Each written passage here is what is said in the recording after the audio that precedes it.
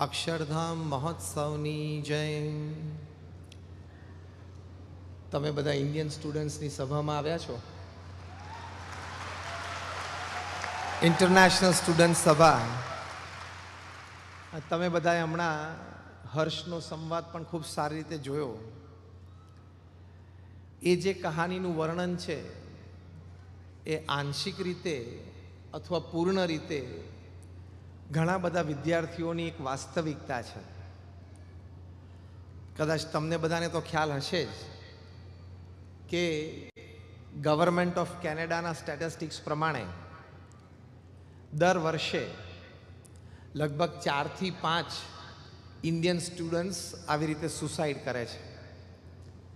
એટલે આ અથવા સ્ટુડન્ટ્સ જે સુસાઇડ ન કરતા હોય પણ સખત ડિપ્રેશનમાં હોય, સખત સ્ટ્રેસમાં હોય અને જીવન હારી બેસે એવી પરિસ્થિતિ સુધી તો બીજા ઘણા પહોંચતા હોય છે. એના કારણો પણ આપણે જોયા. હર્ષનો જે સંવાદ જોયો એમાં કે એના કારણો આ જ છે કે પોતે ભણતર પ્રત્યે બેદરકારી રાખે, ખોટી સંગ સોબતે ચડી જાય, વળી આવા કોઈ વ્યસન, મોટા ગંભીર વ્યસન, એડિક્શન, ડ્રગ્સ જેવા એમાં એના રવાડે ચડી જાય, મિત્રોના રવાડે ચડે. એટલે મા બાપ એની માટે શું ભોગ આપ્યો છે એ ભૂલી જાય. એટલે આવા ઘણા બધા કારણો હોય છે જેનાથી પણ આપણે અવગત થયા આ હર્ષના સંવાદથી. તો એ આપણે અત્યંત જાણપણું રાખવાનું છે. પણ આ બધેથી આપણે સારી રીતે સુરક્ષિત રહીએ એની માટે જે છેલ્લે વાત થઈ કે આપણી જે સ્ટુડન્ટ સભા છે એમાં આપણે નિયમિત આવવાનો આગ્રહ રાખવાનો. તમને એમ લાગે કદાચ કે સમય નથી રહેતો, તો મેન્ટલ એટીટ્યૂડ એવો રાખવાનો કે જેમ આપણે કોલેજમાં પીરિયડ ભરીએ છીએ, કોલેજમાં આપણે દિવસમાં 4, 5, 7 પીરિયડ્સ હોય, એમ અઠવાડિયે એક વખત, કોઈ જગ્યાએ 15 દિવસે એકવાર થતું હોય, તો એ પણ આપણો કોલેજનો પીરિયડ જ છે એમ સમજીને, કમ્પલસરી સબ્જેક્ટ છે એમ સમજીને પણ આપણે સત્સંગ સભામાં આવવાનું. સત્સંગ સભામાંથી ભગવાન પ્રત્યેની શ્રદ્ધા જન્મશે. અને હમણાં જે સંવાદમાં વાત કરી કે શ્રદ્ધાને અને સ્થિરતાને સીધો સંબંધ છે. ભગવાન પ્રત્યેની શ્રદ્ધા દ્રઢ થાય એટલે જીવનમાં સ્થિરતા આવે છે. ભગવાન પ્રત્યેની શ્રદ્ધા એટલે શું? સીધું પ્રેક્ટિકલ એ છે, a very practical definition of what is faith in God. Whatever has happened in my life so far, whatever is happening at the moment, and whatever will happen in future has happened with the wish of God, happening with the wish of God, will happen with the wish of God, and it's happening for my good. And if I keep that attitude, it happens for my progress and success. ભગવાનમાં શ્રદ્ધા એટલે આટલું જ. ભગવાનમાં શ્રદ્ધા એટલે આટલું જ કે મારા જીવનમાં અત્યાર સુધી જે કોઈ પ્રસંગો બન્યા છે, બની રહ્યા છે ને બનશે, એ ભગવાનની ઈચ્છાથી બન્યા છે, મારા સારા માટે બન્યા છે. અને હું એવો અભિગમ કેળવીશ તો એ જ પ્રસંગ મારી પ્રગતિનું અને સફળતાનું કારણ બનશે. આ વાતમાં દ્રઢ વિશ્વાસ એ ભગવાનમાં શ્રદ્ધા કહેવાય. આનાથી આપણને ખૂબ જ બળ અને હિંમત રહે.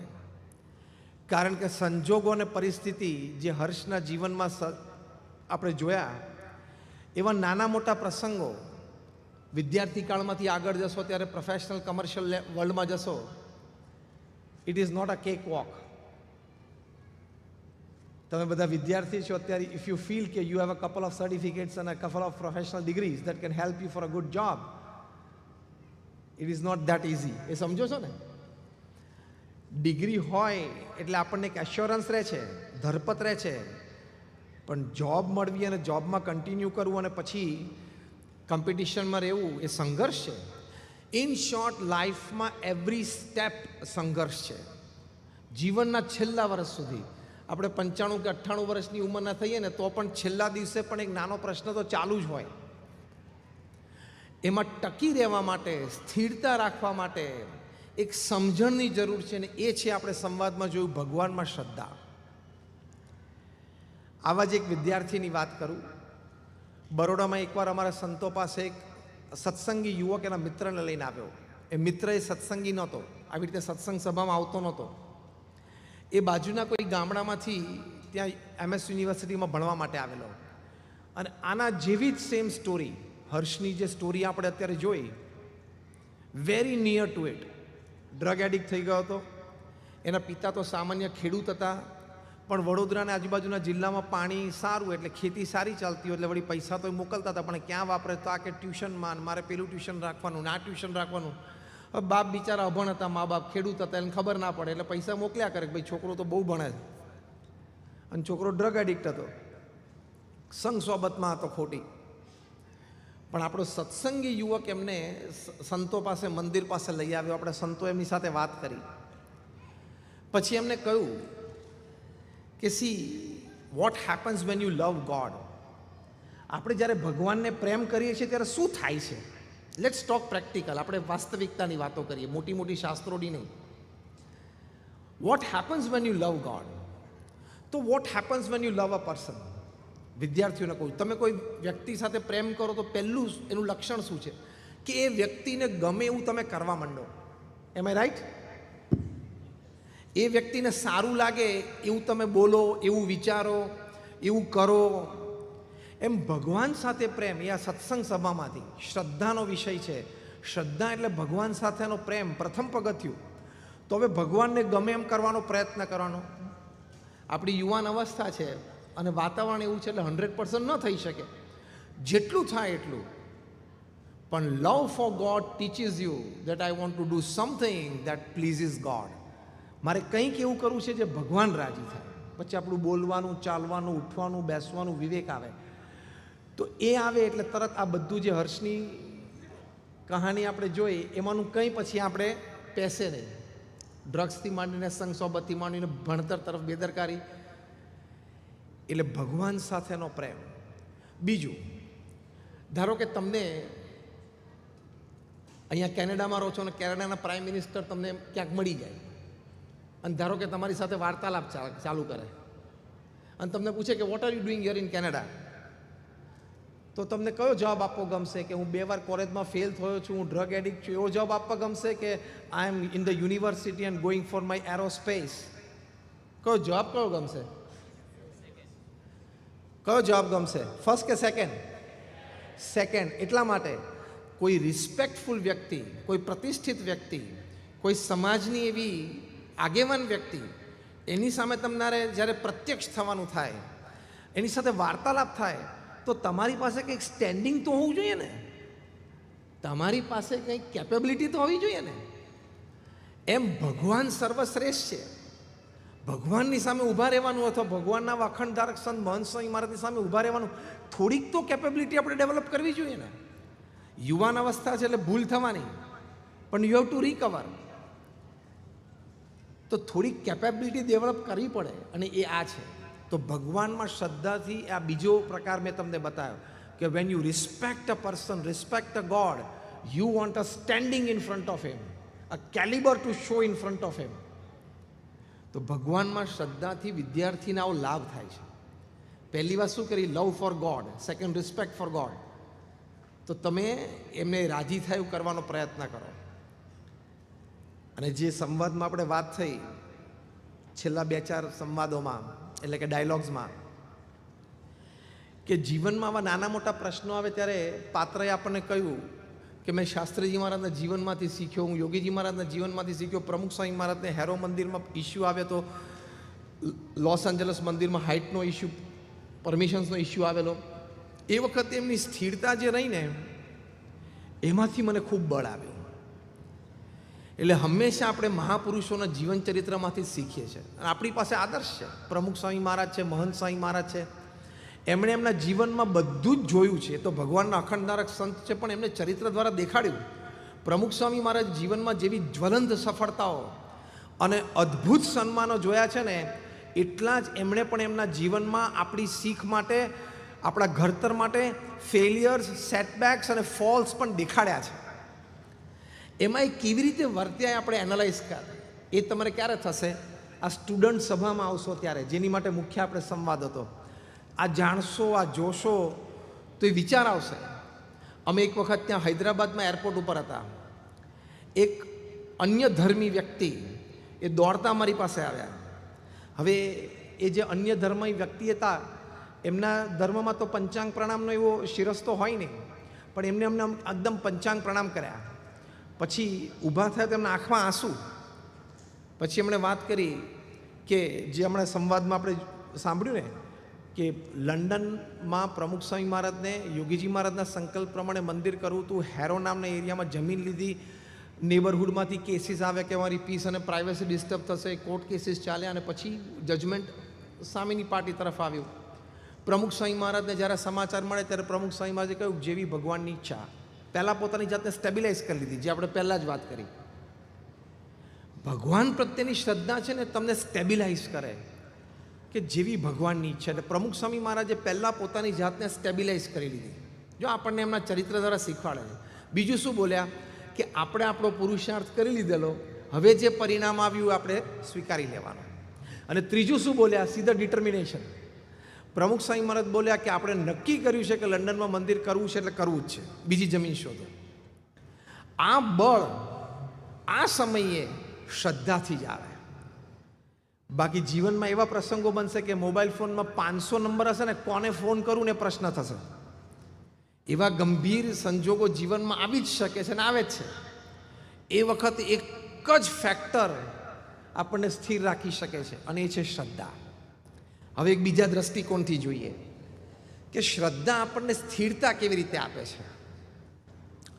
તો શ્રદ્ધા છે આપણને વેલ્યુઝ શીખવાડે છે. ભગવાન પ્રત્યેની શ્રદ્ધા છે એ આપણને જીવનમાં સદ્ગુણો શીખવાડે છે. એ સદ્ગુણો આપણે કેળવી શકીએ છીએ. એ સદ્ગુણોના લીધે આપણને સ્થિરતા રહે. પરમ પૂજ્ય મહંત સ્વામી મહારાજ એક વખત અમદાવાદમાં હતા. એક બહુ જ નામાંકિત પ્રતિષ્ઠિત પત્રકાર સ્વામીશ્રીને મળવા માટે આવેલા. એમણે પોતાનો પરિચય આપ્યો, પોતાના દૈનિકનો પરિચય આપ્યો અને ઘણું મોટું નામ. પછી મહંત સ્વામી મહારાજને એમણે વાત કરી કે મારા કાર્યક્ષેત્રમાં મને ઘણી પ્રાપ્તિ થઈ છે. મેં state level, national level, 1-2 international લેવલના પણ પત્રકારત્વમાં અવોર્ડ્સ મેળવેલા છે. એટલે મને મારી પ્રોફેશનલ કારકિર્દીથી ઘણો સંતોષ છે. પણ મને એમ થાય છે કે મારે એક સારા માણસ બનવું પડશે. મને વિચાર પણ છે, મારે કોઈ એવી કુટેવો પણ નથી, પણ હજી મારે સારું બનવું છે. તો એક સારો માણસ કેવી રીતે બનવું એ આપ કહો. મહંત સ્વામી મહારાજ એક જ શબ્દ બોલે. આપણે જાણીએ છીએ બહુ મિતભાષી છે, સ્પીક્સ વેરી લેસ, એકદમ મિતભાષી છે. એક જ શબ્દ બોલ્યા, શ્રદ્ધા. તો શ્રદ્ધાથી આપણે સારા વ્યક્તિ બની શકીએ છીએ. કેમ? એની વચ્ચે એક લિંક છે. શ્રદ્ધાથી આપણા જીવનમાં સારા સદ્ગુણો આવે છે. એ સારા સદ્ગુણોના લીધે આપણે સ્થિર થઈ શકીએ છીએ. શ્રદ્ધા છે એ કનેક્ટિંગ લિંક છે આપણી ભગવાન સાથે. જેમ તમે નળ ખોલો ને પાણી કેમ આવે છે? કારણ કે ઓવરહેડ ટેન્કમાં પાણી છે અને ત્યાં એનું કનેક્શન છે. એમ ભગવાન છે, પ્રત્યક્ષ છે, એની સાથે કનેક્શન છે. એટલે તમે એ શ્રદ્ધાથી એમના સદ્ગુણો, ભગવાન અને સંતના સદ્ગુણો એ આપણા જીવનમાં આવે છે. ધર્મ, જ્ઞાન, વૈરાગ્ય, ભક્તિ સંબંધી અનેક સદ્ગુણો હોય એ આપણા જીવનમાં આવે છે ને, એ પછી સ્થિરતા લાવે છે. એટલે શ્રદ્ધાથી સદ્ગુણો આવે અને સદ્ગુણોથી સ્થિરતા આવે. શ્રદ્ધાથી કેવા સદ્ગુણો આવે છે? સ્વામિનારાયણ અક્ષરધામ દિલ્હીમાં છે, હવે અહીંયા રોબિન્સવિલમાં અમેરિકામાં બની રહ્યું છે. તો ત્યાં હજારો લોકો રોજ આવે છે, શ્રદ્ધા કેળવીને જાય છે, શ્રદ્ધામાં વિશેષ વધારો કરીને જાય છે અને શ્રદ્ધાથી સદ્ગુણો કેળવીને જાય છે. એક વખત સાંજે જનરલ વિઝિટર્સ બુક આપણે સ્વયંસેવકો તપાસતા હતા, તો એમાં કોઈએ લખેલું कि मैं एक हरियाणा के छोटे से गांव में से आता हूं, मेरा व्यवसाय ये है कि मैं घर घर जाके दूध बांटता हूं. हमारे गांव में 70-80 घर हैं, हम 3 दूध वाले हैं और साइकिल में 2 कैन लेके मैं घर घर जाके दूध बांटता हूं. मेरी आयु 50 साल की है। मैं दिल्ली में सिर्फ 2 दफ़ा आया हूँ। एक बार जब हमारे गांव में कोई बड़े घर में शादी थी तो मैं बारात में यहाँ दिल्ली आया था, और दूसरी दफ़ा अभी मैं आया, कुछ काम के लिए आया हूँ। यहाँ आया, अक्षरधाम के नज़दीक से गुजरा, देखा कि इतना भव्य क्या है, चलो अंदर चलता हूँ। तो मैं अंदर आया, यहाँ भगवान स्वामीनारायण के दर्शन किए, प्रदर्शनी सब देखी, इतनी प्रेरणाएं मिली, इतनी प्रेरणाएं मिली कि आज से मैं प्रतिज्ञा लेता हूं कि मैं अपने दूध में पानी नहीं डालूंगा। मैं अपने दूध में पानी नहीं डालूंगा। जो श्रद्धाથી આવા સદગુણો આવે છે, નૈતિકતાના, પ્રામાણિકતાના, નીતિમત્તાના, એવી જ રીતે સેવાના, આ બધા જ સંસ્કારો જે અંતરમાં પડેલા છે એ ઉદય થાય છે। એ શ્રદ્ધાના આધારે ઉદય થાય। જેટલી શ્રદ્ધા ને એટલી ભવ્યતાથી એ ઉદય થાય અને એ સ્થિરતા લાવે। કારણ કે હવે દૂધમાં પાણી નહીં નાખે એટલે એને એક આત્મસંતોષ થશે કે હું કંઈ ખોટું નથી કરતો। હવે ખોટું નથી કરતા એનો એક આનંદ થશે ને। અને જ્યારે એને જીવનમાં નાની મોટી કોઈ તકલીફ આવશે ને ત્યારે એને આ વાતનું બળ રહેશે કે મેં ખોટું નથી કર્યું, અને થોડુંક ખોટું થતું હતું મેં બંધ કર્યું છે, તો હવે ભગવાન મને સહારો આપશે, ભગવાન મારી મદદે આવશે, કારણ કે હું ભગવાનને જેવું ગમે છે હું થવાનો મેં પ્રયત્ન કર્યો છે। આ જે શ્રદ્ધાની લિંક છે ને એ આપણને કપરી પરિસ્થિતિ, the most difficult times of your life, which I said earlier કે it is part and parcel of everybody's life, life is like a sine wave, આવશે જ। એ વખતે આ બરોબર સ્થિરતા આપી શકે છે। આ એક પ્રસંગ સાંભળીને પણ આપણને આનંદ આવ્યો કે નહીં, કે મેં अपने दूध में पानी नहीं डालूंगा।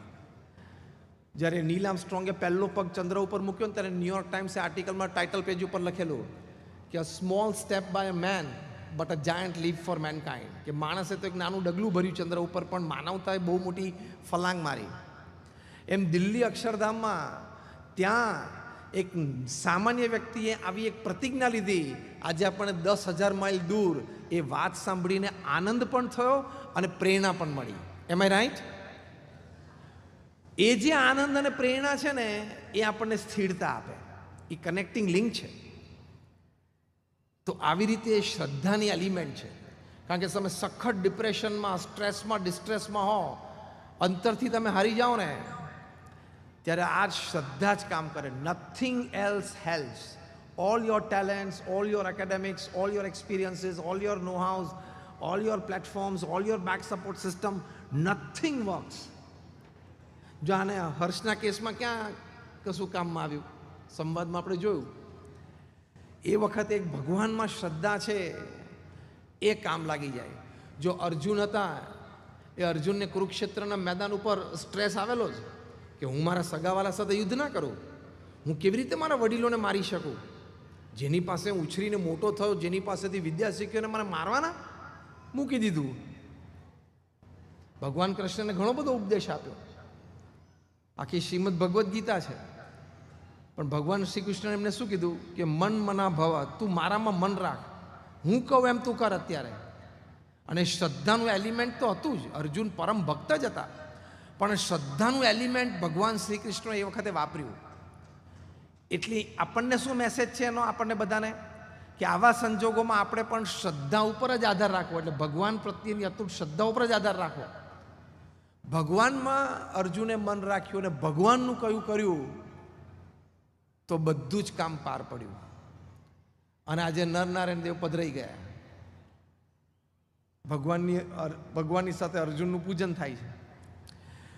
તો જ્યારે જ્યારે પણ સ્ટ્રેસ આવે ને ત્યારે ભગવાનમાં શ્રદ્ધા જ અગત્યની વાત છે। સ્ટ્રેસ મેનેજર્સ છે ને તમને ઘણી બધી વાતો શીખવાડે।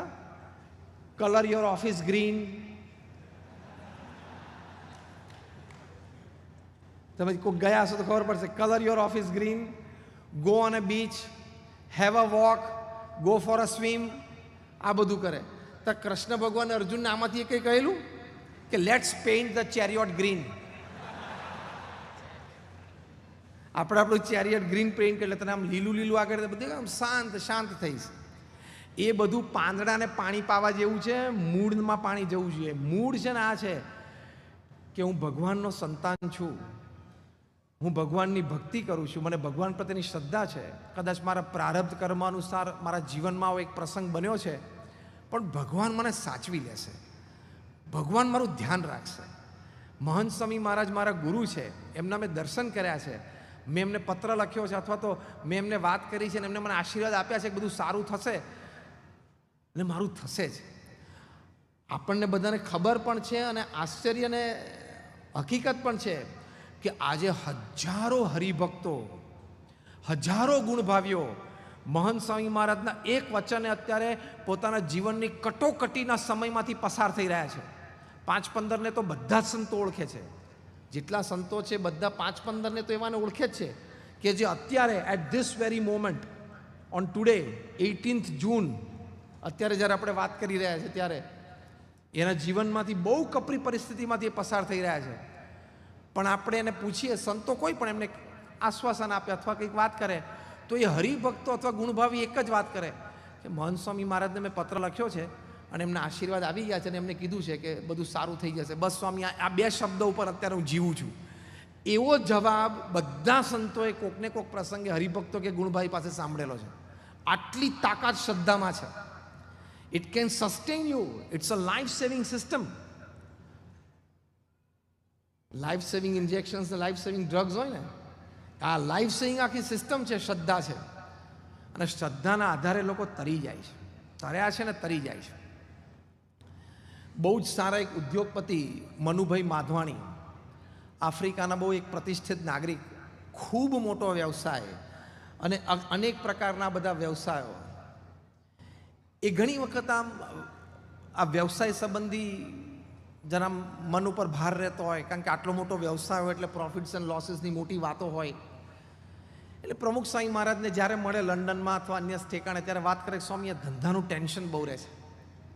ત્યારે પ્રમુખ સ્વામી મહારાજ કાયમ મનુભાઈ માધવાણીને કહેતા કે ભગવાનને તમે કરતા હરતા જાણો, આપણે નિમિત્ત માત્ર છીએ, પુરુષાર્થ કરી લેવાનો, આપણી જે પ્રવૃત્તિઓ એમાં પૂર્ણ પુરુષાર્થ કરવાનો, પ્રશ્ન આવે તો એના સમાધાન માટે સમય પણ આપવાનો અને રિસોર્સિસ પણ ખર્ચવાના, પણ અંતરમાં દ્રઢ માનવાનું કે હું પ્રયત્ન કરું છું પણ ભગવાનની ઈચ્છા હશે એ પ્રમાણે થશે, ભગવાન કરતા હરતા છે એમ તમે માનો. કાયમ મનુભાઈને આ વાત કરે. વર્ષો વીતી ગયા. એક વખત મનુભાઈ માધવાણી પ્રમુખ સ્વામી મહારાજને મળ્યા અને સ્વામીને કહ્યું, સ્વામી આપે જે મને ઘણી વખત આ ઉપાય સુજાડ્યો છે એ મેં હવે સિરિયસલી પ્રયત્ન કર્યો છે કે દિવસ દરમિયાન પણ કદાચ એવી કોઈ સ્ટ્રેસ તણાવ લાવી વાત ના હોય પણ આમ ભાર હોય, not stress but load of work, કામનો ભાર હોય, તણાવ ના હોય પણ જરા ભાર હોય, તો હું માનું છું કે ભગવાન કરતા હરતા છે. આપે મને ઘણી વાતો કરી છે કે શાસ્ત્રીજી મહારાજ એમ કહેતા હતા કે આપણે ડૂબકી મારી દઈએ તો ક્યાં હજારો ટન પાણી માથા ઉપર ફરે છે તો ક્યાં ભાર આવે છે, અને એક બેડું માથે લઈને ચાલતા હોય તો હું લઈને ચાલું છું એવો ભાર છે એવું મનમાં, એટલે ભાર લાગે છે. એ વાત હું રોજ સવારે રિપીટ કરું છું અને હું માનું છું કે મારો ધંધો ભગવાન ચલાવે છે. તો સાંજ પડે એકદમ હું હળવો થઈ જાઉં છું, રાત્રે ઊંઘ પણ સરસ આવે છે, અને ધંધા સંબંધી કોઈ સ્ટ્રેસ આવે, તણાવ આવે ત્યારે હું ભગવાન પર છોડી દઉં છું ને બહુ હળવો થઈ ગયો છું. જો આ ભગવાનમાં શ્રદ્ધાથી આપણે આવા સંજોગોમાં પણ હળવા થઈ શકીએ છીએ. એમની દ્રષ્ટિએ તો આપણે વિદ્યાર્થી અવસ્થામાં છે, આપણે કાંઈ એવું નથી, અને થોડું ઘણું હોય જાતે ઊભું કરેલું હોય. આ થયેલું એવું હમણાં હર્ષના સંવાદમાં આપણે જોયું હોય. અત્યારે આપણે વિદ્યાર્થી અવસ્થામાં 2 જ કામ છે, સ્ટડીઝ એન્ડ સત્સંગ. 2 જ કામ, અભ્યાસ અને સત્સંગ, ત્રીજો કોઈ કાર્યક્રમ જ નહીં. અને ત્રીજો કાર્યક્રમ શરૂ કર્યો તો હર્ષની પાછળ જ છે. સંવાદ જો ને, ત્રીજો કાર્યક્રમ એક શરૂ કર્યો, એને જે 3-4 કાર્યક્રમ શરૂ કરેલા, જે 3-4 કાર્યક્રમ શરૂ કરેલા એમાંનો એકેય કાર્યક્રમ જો શરૂ થયો વિદ્યાર્થી અવસ્થામાં તો આ જ લાઈન ઉપર છે. અત્યારે 2 જ ફોકસ, અભ્યાસ અને સત્સંગ. મહંત સ્વામી મહારાજની આ રુચિ છે કે વિદ્યાર્થી તરીકે આપણે અભ્યાસ અને સત્સંગ 2 ઉપર જ ફોકસ રાખવાનો. એટલું ફર્સ્ટ ક્લાસ કરિયર બની જાય, 2 પ્રોફેશનલ ડિગ્રી સાથમાં આવી જાય, ધીમે ધીમે જોબ શરૂ થઈ જાય, એક્સપિરિયન્સ શરૂ થઈ જાય, અને 2 પ્રોફેશનલ ડિગ્રી હોય અને 10 વર્ષનો તમને પ્રોફેશનલ એક્સપિરિયન્સ થઈ જાય, તમે કઈ કક્ષાએ પહોંચી શકો? Unbelievable, am I right or wrong? Unbelievable કક્ષાએ પહોંચી શકો.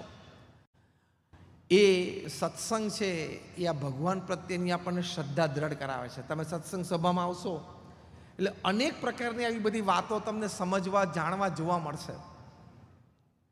અને એ સમજવા, જાણવા, જોવા મળશે એટલે એમાંથી તમને બળ આવશે. અરે સાયન્સ પણ આ કહે છે. ચલો, તમે બધા સાયન્સના વિદ્યાર્થી છો. Let me talk to you of something about science. University of Philadelphia, અમેરિકામાં professor Andrew Newberg, professor H G. Koenig, આ હું તમને નામ આપું છું, તમે ગૂગલ ઉપર જજો. આ બંને પ્રોફેસરે એક સર્વે કર્યો કે ભગવાનના નામ સ્મરણથી આપણને લાભ શું છે.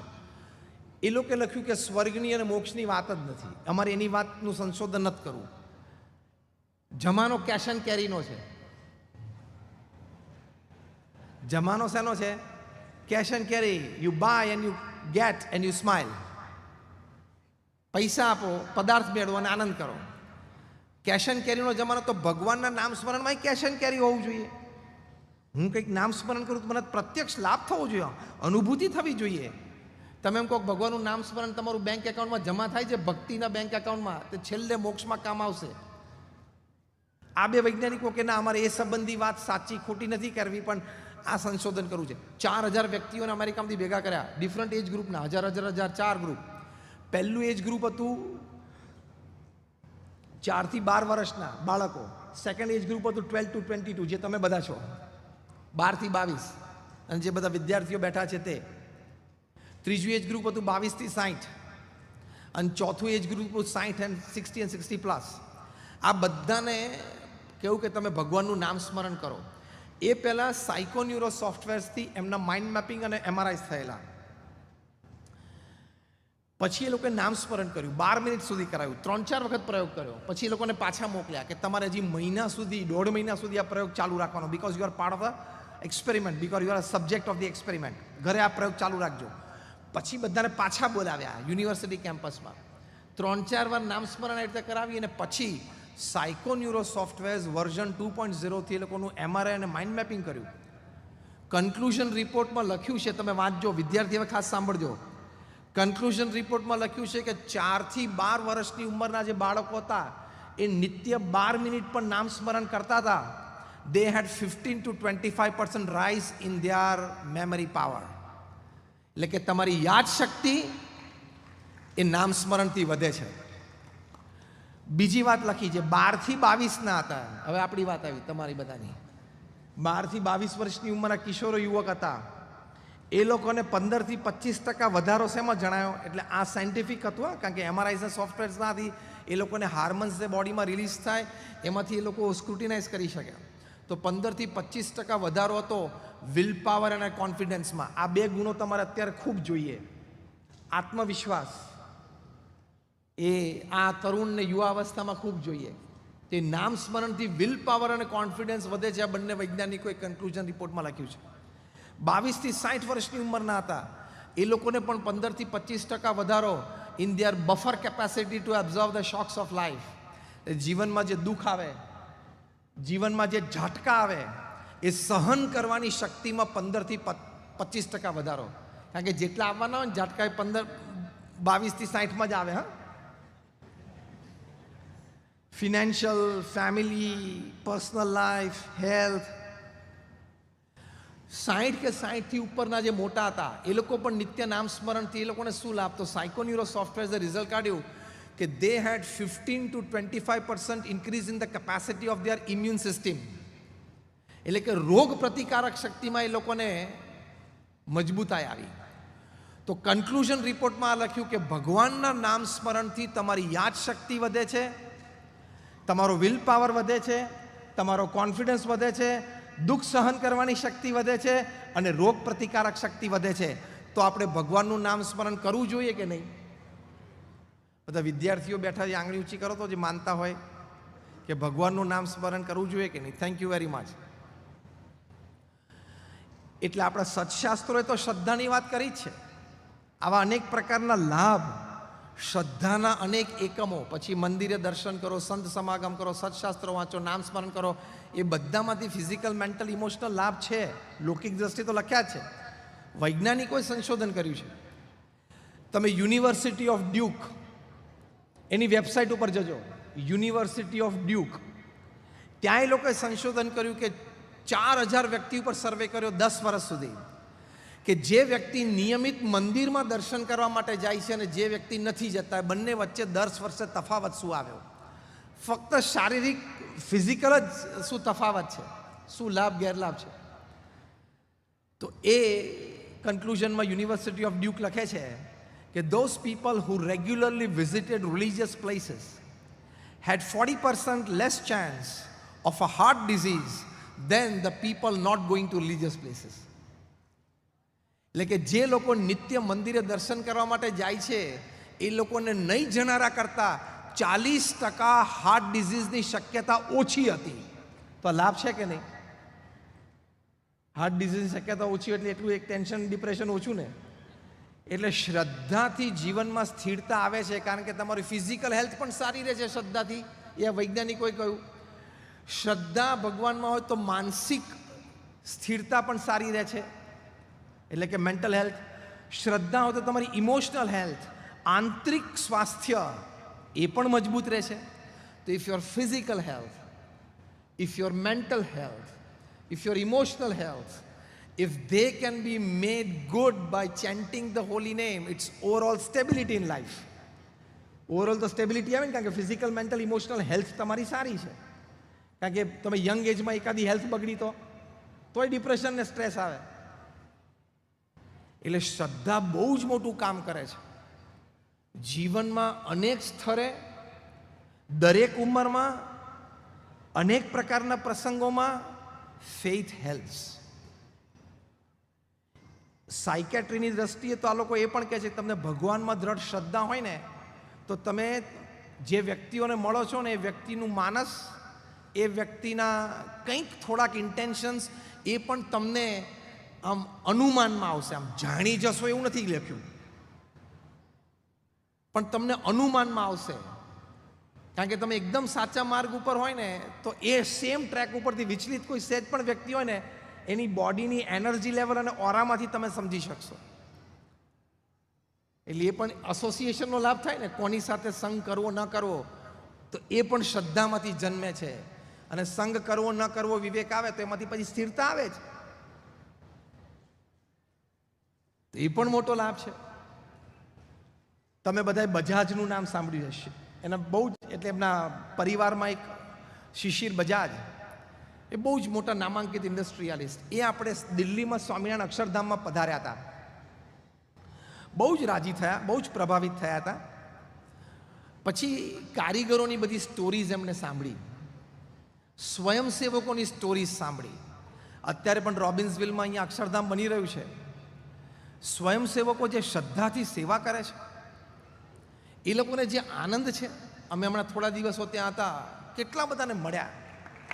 તો આવી રીતે આપણને સેવાનો પણ આનંદ શ્રદ્ધાથી મળે છે. માટે શ્રદ્ધા રાખવી. શ્રી સ્વામિનારાયણ ભગવાનની જય. મહંત સ્વામી મહારાજની જય.